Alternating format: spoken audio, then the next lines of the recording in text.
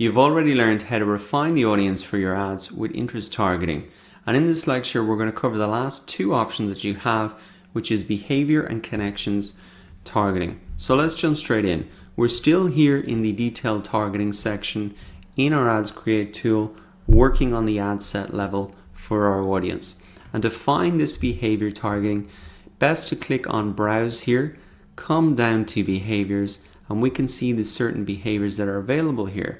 Now, if you want to include people who have these behaviors into your audience, this is how you do it. It's very simple and the same process as our interests. Let's understand what some of these behaviors are. So, mobile device user, if you want to target a person who uses a particular brand of mobile device or a particular operating system, if that was important to your ad, then you can select that here and really add that in just by ticking the button as we saw for the interests. Coming down, let's have a look at some of them other ones here. Travel is quite an interesting one. And for example, you could include people who have returned from a trip 1 week ago.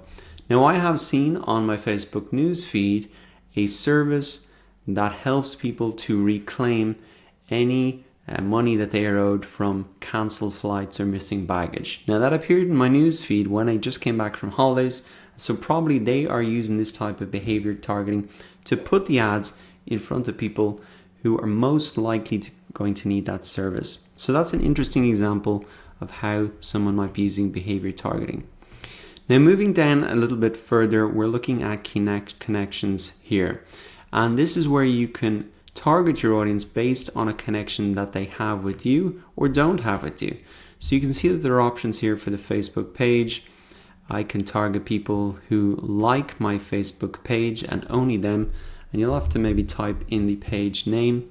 And you can see that my fuel gauge here is dropped right down to 1,000. So the reason is because if I select this option, people who like my page, then it will apply that variable plus all of the other things that I've selected above in order to do that.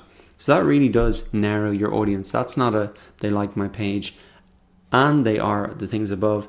That's they like my page and they meet the criteria above as well. So that's important to understand.